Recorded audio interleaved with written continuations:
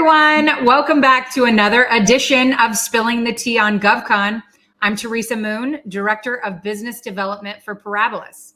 We provide a better financial partnership for government contractors that includes a line of credit to fund your growth. The purpose of this podcast is to assist small businesses with success in the federal marketplace by introducing them to industry experts and resources that they may not otherwise know about. Today's guest is an amazing thought leader in our industry. She's a small business advocate and someone I am proud to call my friend, Gloria Larkin, founder and president of TargetGov, which is a nationally recognized consulting firm that focuses on government contracting and related business development and marketing services. I met Gloria in the last year and have been extremely inspired by her and her story and her work.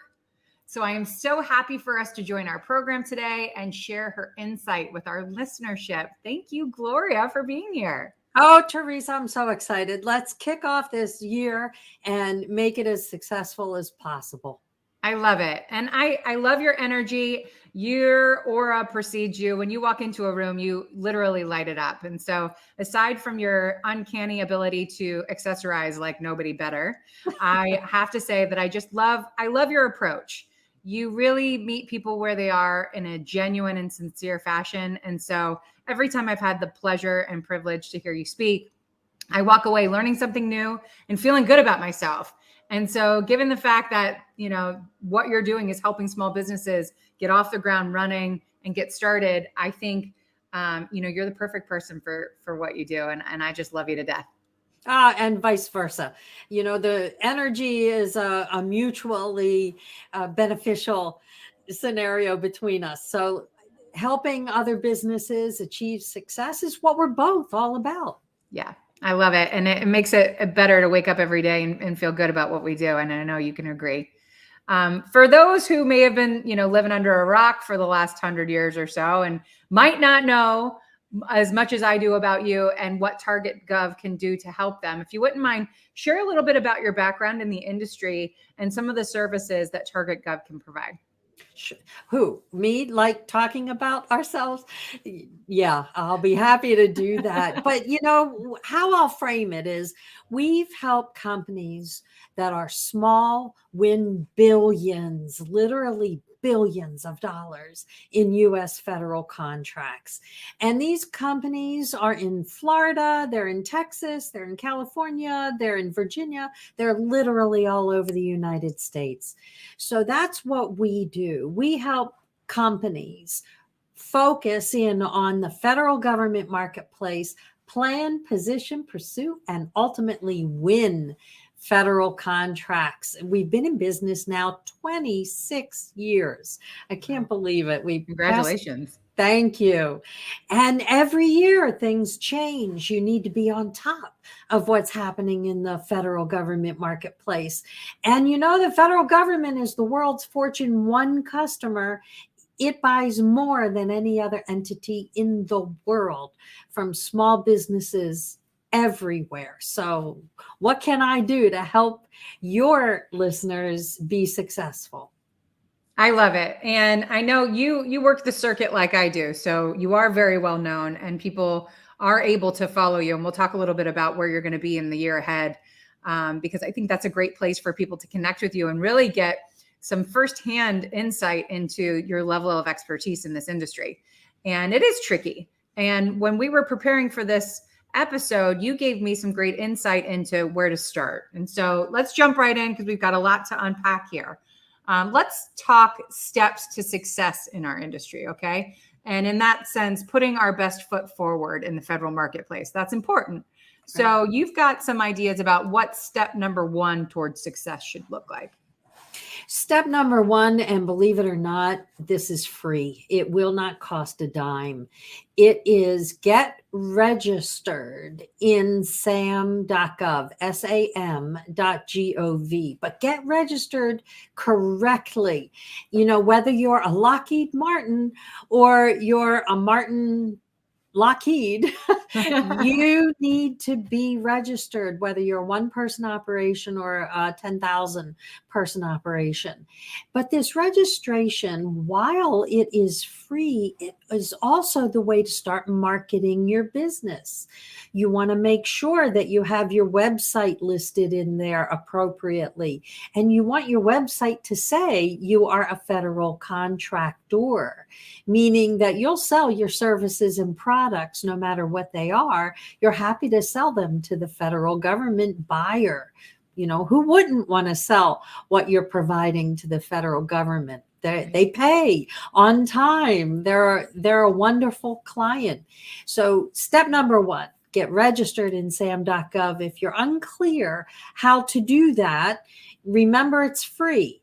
And we are happy to walk you through it. We have a team here at TargetGov that will help you get started. If you have questions, we won't charge you any money for that either. Just reach out to us. We'll help answer any questions you have about that registration. I love that. And I know, given that I'm sitting here in Orlando, Florida, I get made fun of a lot in our circles about how people from Florida call and try to charge you for your SAM registration. So listen closely, friends. Gloria is letting you know that to register in sam.gov is free. So if someone is calling you and telling you that there is a fee, they are pulling your leg. And so don't do any business with them. Gloria will do it for you and help you walk through that process. It shouldn't cost you any money to do it. So just keep that in mind. And that's great information, because I think a lot of people, we live in a world where, you know, disingenuous people can sometimes take advantage of the newbies. And so that's a good, clear distinction that you made there. So I wanted to go ahead and highlight that once again. So thank you. Let's move on a little bit though, in terms of bidding and winning, because this is the name of the game, right? So how do you coach your clients through their first attempts based on your knowledge of what it takes to actually bid and win? Well, you know, bidding can be mind-boggling complicated, or it could be as simple as putting in a credit card order. So this is something I would like business owners to understand, that in order to win contracts, you have to use what the government uses to buy. So they'll never sign your contract. That's what I mean. You will always sign their paperwork. It's called a vehicle, and it's not something you drive. It's a piece of paper or an electronic form that you sign in order to do business with the federal government. And believe it or not, if you accept Visa or MasterCard for your commercial clients, you already have a vehicle that the federal government uses. The federal government buys over $30 billion a year on credit cards, and you get paid overnight. The money's in the bank the next day. What is not to love? Mm-hmm. Now, that's one of the easiest ways to get started selling to the government. Find somebody who needs what you sell, whether it's a product or service, and then offer it to them in a way that they can use a credit card to buy from you. This is a way that you can get started with overnight. And by the way, I do go into detail on exactly how to do it, Teresa. I hope you don't mind, but I'm not at all the author of this book, The Basic Guide to Government Contracting, where I spell out exactly what you need to do step by step by step as a new contractor. So today is a great overview of it. And in coaching our clients, what it takes to be successful is you have to represent yourself as the expert in doing what you're doing. Are you the expert at IT services? Are you the expert in construction? Are you the expert in staffing? Are you an expert in light bulbs if you're selling light bulbs? So understanding how to get that expertise across through something like writing a capability statement, a document that tells the buyer who you are, what you do, and why you're the expert, is one of the best ways to get started. That's great advice as well. I know a lot of people are aware of it, but that's the concise factor of not being all over the place and making sure they're conveying the proper message. That's usually their first form of marketing is that capability statement. So very important. That's great information. And I'm sure your team is able to walk people through taking what they do and computing that into a well-rounded and targeted capability statement. And I tell you what, for your listeners, I'm going to offer something at no cost. If you will send us an email and you say you heard me on your podcast, Teresa, we're going to send you a complimentary capability statement guide that shows you exactly what content needs to be on it that the government mandates. You can find this nowhere else. We actually created it.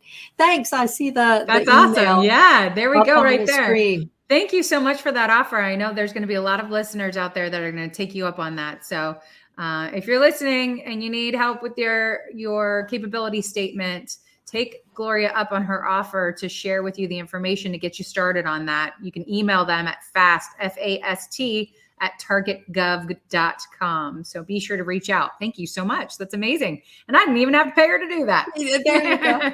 You know, this is something we believe. The more we help businesses get started and be successful, the better it is for everybody. Mm-hmm. And we do have services that one can pay for. Don't get me wrong. We'd be happy to talk to clients about that. But in the meantime, let's just help you get started. That's awesome. Thank you so much, Gloria.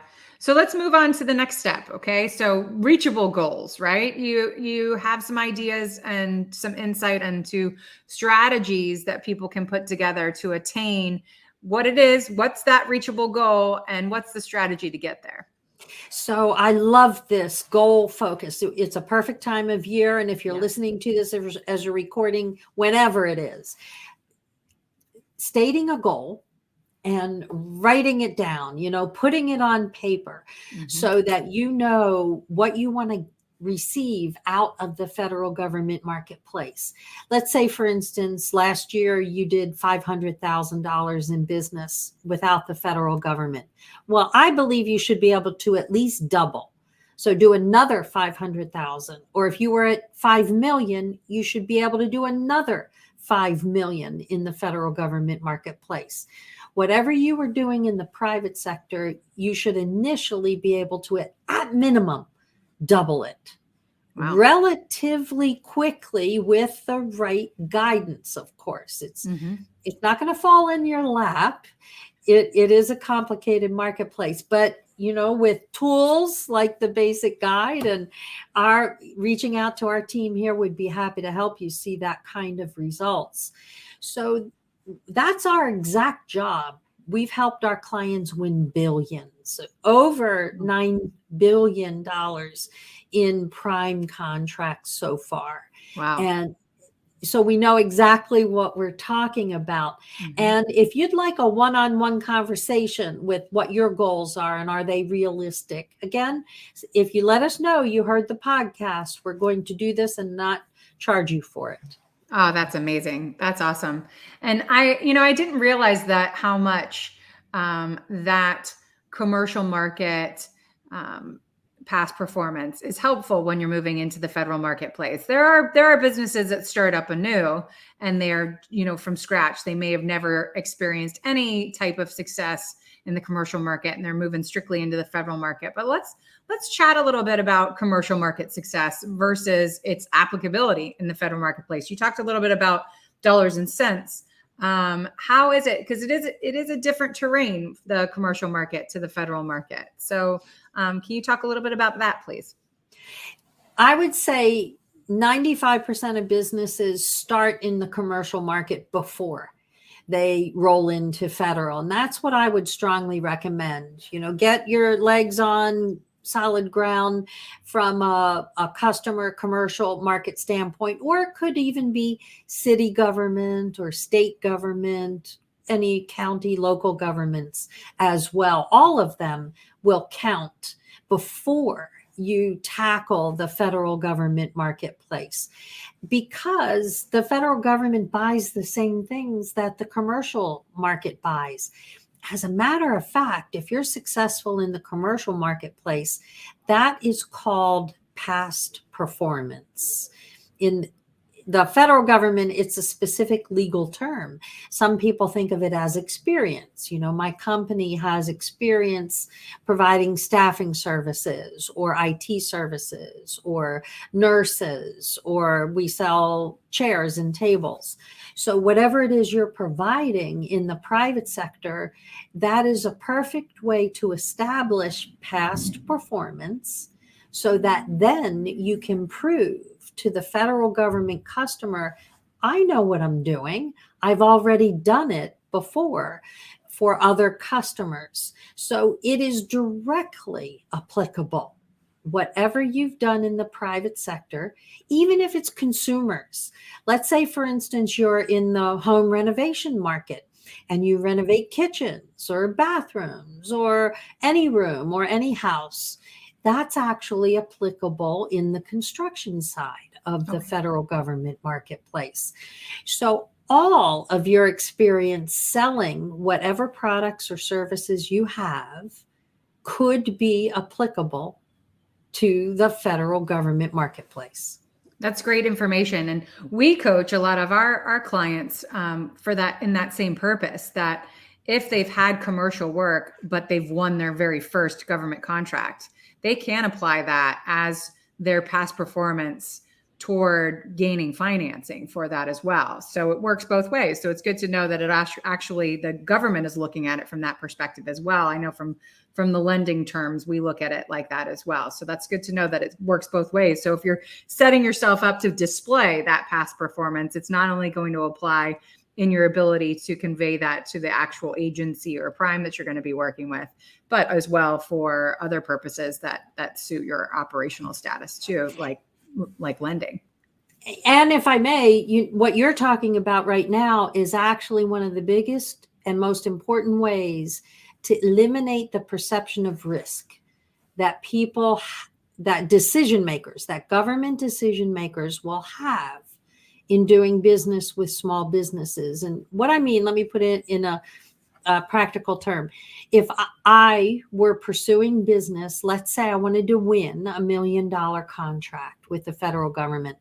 And in order for me to win it, I had to pay my people the first 2 billing cycles of that $1 million. What the government wants to know is, do you, Gloria, have the money to be able to pay your people? And that's why getting the financing arranged up front. So building a relationship with a company like yours, where they have the financing already lined up for when they win that contract, it actually puts the government decision maker at ease that you've thought ahead. Not only can you do this work, but you've already arranged the financing to be able to perform the work. That shows the government decision maker that you're a very good business person and you're on much more solid ground than most people who say, just give me the contract and I'll figure all those details out later. Right. And that happens, of course, and more power to you. But getting things in line when your hair's on fire is difficult. It's stressful, and it causes stress not only at the workplace, but at home. So we always encourage people to set things up first. And to your point, it does. It shows that you have done your due diligence of building a good, solid team around yourself, and your contracting officer or your prime that you're dealing with is going to be a lot more at ease to know that you've got everything in line. And with regard to different certification processes, I mean, 8A certification and their potential for success portion of their requirements will ask you if you have the ability to financially perform on any of the contracts that you might gain as a result of getting that certification. So it definitely is clearly defined in a lot of aspects, but I don't think it's something that people are well aware of. And so it's good that we share this information with them, because it doesn't matter where the financing is coming from, of course, but to know that you have put that in place to secure that not only can you perform the work, but you have the ability to pay for that work to be done as well. It's important. Right. And certifications, that's something that we didn't talk at all about. And I know we only have a couple of minutes left. That's one thing that tends to slow people down in thinking, I must get certified either as a woman-owned or a veteran-owned or 8A, whatever, before I start reaching out for contracts. And that is not true. The only thing that you need to do, that you must do, is get registered in SAM. Mm-hmm. You can start winning contracts the day your registration is complete in SAM. Then you can strategize when you get certified, when it's time to get various certifications, like a small women-owned 8A hub zone veteran-owned business. And again, we're happy to chat with people about when that timing is right. Great. I love that. And I'm so glad that we've had the opportunity to go through some of the great ways that you can help businesses get jump started and off on the right foot. I encourage everyone to link up with you on LinkedIn, both you personally, and follow TargetGov. You guys are prolific, to say the least, with the information that you're putting out constantly. So if nothing else, they can learn something just by taking a look at your website and your LinkedIn page. So I encourage it very much. Thank you very much. And if you look at our website, you'll see a place to sign up for our newsletters, which are free. And we even have a preferred client sign in where you get a lot of free resources as well. We're there to help you see success. And I use you as a resource. Not only do I learn from you, but I have an intern that's working for me. And one of the first resources that I asked her to do was to sign up for your newsletter, because it gives such a great foundation for her learning base to learn about the industry. And so I encourage it. I learn from you guys as well. So definitely sign up for that newsletter for sure. Awesome. Thank you. Of course. So you follow the circuit pretty well, more than most people do. What conferences can we catch you at this year? I'll be in New Orleans coming up in just a few Yay. weeks see you at the National 8A Conference. Absolutely. And then I'll also be in Florida, in your backyard at the Vets 23 Conference.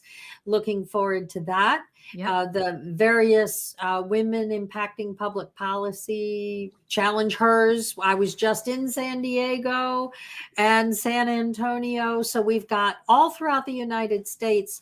We did over 90 events last year. Wow. So look for us, look for TargetGov. Either myself or our team will be there in person, so to help as much as we can. I love it. So I always ask my guests to leave our listenership with some sage wisdom. And like I said, I always get inspired by you. And I know I'm putting you on the spot here, and I didn't ask you to come prepared with it, but I'm sure you've got some tips or words of advice that you can leave us with. Well, one of my biggest pieces of advice is don't limit yourself. Summarize it. Think big. Think where you want to be, what kind of goal you want to add. If you were to look at your revenue from last year, you knew what it is. Just you already know. You have it in your head. What I'd like you to do is write that down on a piece of paper right now. Just write it down in front of you.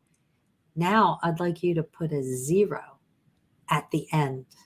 That's awesome. If you do that, you have to move commas a little bit. But if you could grow your business by 10 times, my goodness, how much of a legacy would you add for yourself? I'd like to help you get there.